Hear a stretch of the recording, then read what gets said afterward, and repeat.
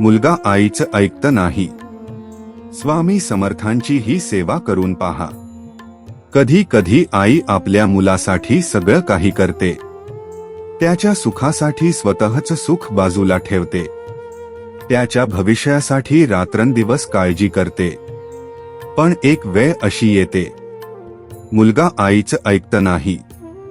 आई काही सांगायला गेली की तो चिडतो. आईच्या बोलण्याला किंमत देत नाही. आणि हळूहळू आई आणि मुलामध्ये अंतर वाढत जातं. अशाच एका आईची ही कथा आहे. तिने मुलाला बदलण्यासाठी कोणावर दबाव टाकला नाही. कोणाकडे तक्रार केली नाही. तिने फक्त श्री स्वामी समर्थांच्या चरणी आपली चिंता ठेवली. आणि त्यानंतर तिच्या आयुष्यात जे घडलं ते ऐकल्यावर कदाचित तुमच्या मनातही एक शब्द येईल, श्री स्वामी समर्थ. व्हिडिओ शेवटपर्यंत नक्की ऐका. एका छोट्याशा गावात सुमित्रा नावाची एक साधी प्रेमळ आई राहत होती. तिचा एकुलता एक मुलगा होता, अमोल. अमोल लहानपणी खूप शांत आणि प्रेमळ होता. आई काही म्हणाली की तो लगेच ऐकायचा. आई थकलेली दिसली की पाणी आणून द्यायचा. आईच्या मांडीवर डोकं ठेवून झोपायचा. सुमित्राला वाटायचं, माझा मुलगा मोठा झाला की माझा आधार बनेल. पण काळ बदलला. अमोल मोठा झाला. मित्र बदलले. त्याचे जग बदललं. आणि हळूहळू त्याच्या स्वभावातही बदल होऊ लागला. आईने अभ्यास कर म्हणलं तर तो चिडायचा. घरात थोडं काम कर म्हणलं तर म्हणायचा, मला शिकवू नकोस. सुमित्राच्या मनाला हे शब्द खूप लागायचे. पण आई शेवटी आईच असते. ती मुलावर रागावण्यापेक्षा स्वतःच रडायची. एके दिवशी अमोल सकाळपासून मोबाईलमध्ये व्यस्त होता. सुमित्राने प्रेमाने विचारलं, बाळा, आज तुझी परीक्षा आहे ना? थोडा अभ्यास कर. अमोल चिडून म्हणाला, आई, मला माझं कळतंय. सारखं सारखं सांगू नकोस. सुमित्रा शांत झाली. तिने काही उत्तर दिलं नाही. ती स्वयंपाकघरात गेली. पण तिच्या डोळ्यात पाणी होतं. तिला अमोलचा राग वाईट वाटला नाही. तिला फक्त एकच भीती वाटत होती, माझा मुलगा माझ्यापासून दूर जातोय. त्या रात्री सुमित्राला झोप आली नाही. ती देवघरासमोर बसली. देवघरात श्री स्वामी समर्थांचा फोटो होता. तिने स्वामींच्या फोटोसमोर हात जोडले आणि हळू आवाजात म्हणाली, स्वामी, मला माझ्या मुलासाठी काही मोठं नको. फक्त त्याला योग्य मार्ग दाखवा. त्या रात्री सुमित्राने स्वामी समर्थांच्या फोटोसमोर दिवा लावला. तिने डोळे मिटले. मनात एकच नाम होतं, श्री स्वामी समर्थ. श्री स्वामी समर्थ. श्री स्वामी समर्थ. काही वेळाने तिच्या मनाला थोडी शांतता मिळाली. तिला जाणवलं, मी माझ्या मुलाला बदलू शकत नाही, पण माझी प्रार्थना आणि माझं प्रेम नक्की बदल घडवू शकतं. दुसऱ्या दिवसापासून तिने एक छोटासा नियम केला. दररोज सकाळी स्वामींच्या फोटोसमोर दिवा लावायचा आणि श्रद्धेने स्वामींचं नामस्मरण करायचं.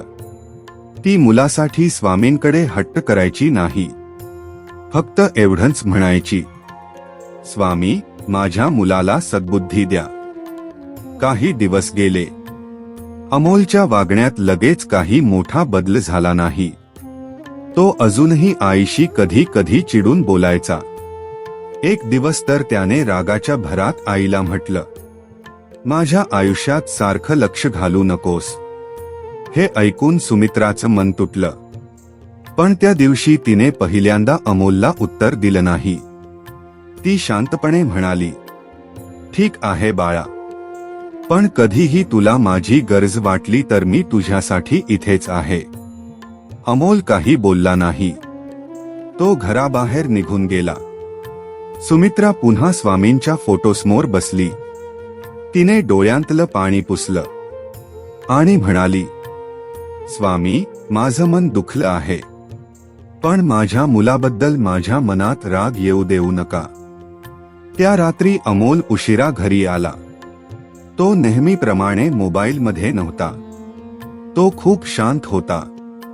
आईने विचारलं, काय झालं बाळा? अमोल म्हणाला, काही नाही. सुमित्राने त्याला आग्रह केला नाही. त्याच्यासाठी जेवण वाढलं.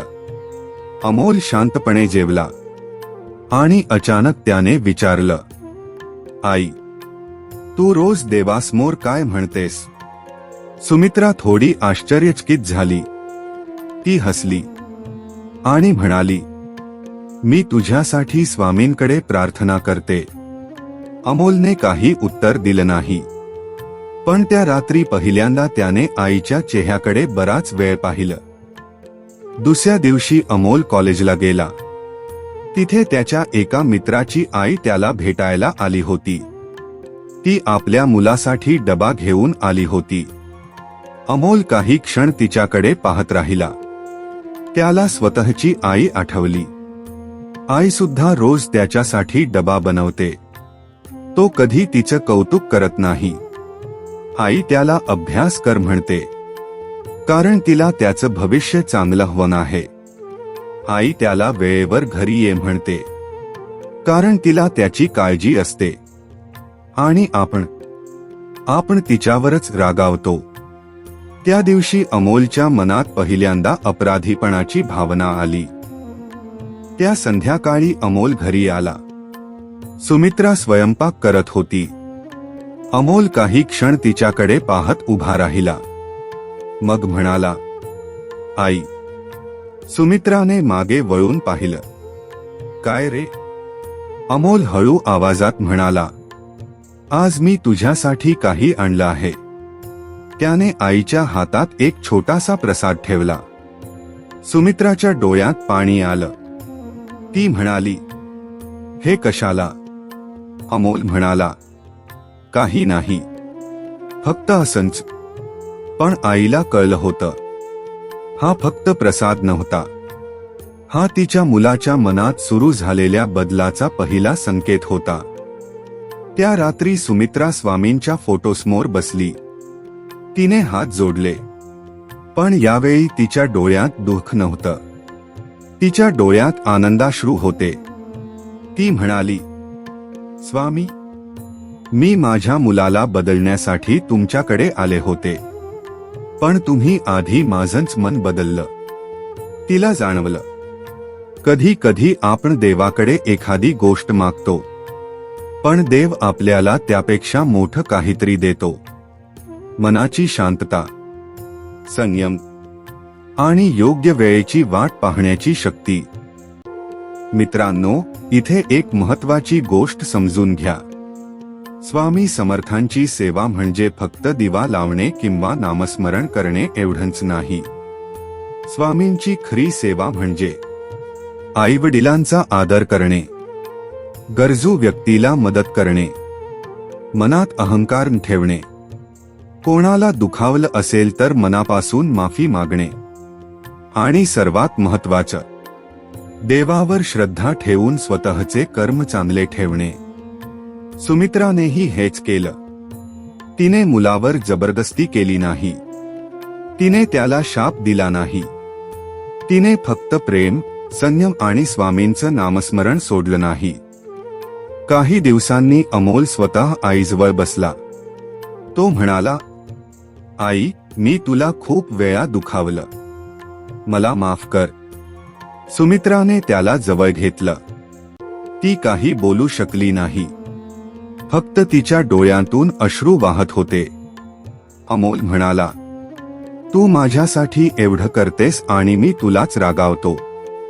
आईने त्याच्या डोक्यावर हात ठेवला आणि म्हणाली, बाळा, आईला मुलाचा राग मनात राहत नाही. त्या क्षणी दोघांच्याही डोळ्यात अश्रू होते आणि देवघरात स्वामी समर्थांचा दिवा शांतपणे तेवत होता. मित्रांनो, जर तुमच्याही घरात एखादं मूल तुमचं ऐकतं नसेल, मुलगा किंवा मुलगी तुमच्यापासून दूर जात असेल, तर लगेच राग करू नका. त्यांच्याशी बोलण्याचा प्रयत्न करा. त्यांना समजून घेण्याचा प्रयत्न करा आणि श्रद्धेने श्री स्वामी समर्थांचं नामस्मरण करा. स्वामींकडे अशी प्रार्थना करा, स्वामी महाराज, माझ्या मुलाला सद्बुद्धी द्या, त्याला योग्य मार्ग दाखवा आणि मला त्याच्यावर प्रेमाने वागण्याची शक्ती द्या. कारण देवाकडे मागताना फक्त मुलाला बदलण्याची प्रार्थना करू नका, स्वतःला संयम देण्याची प्रार्थनाही करा.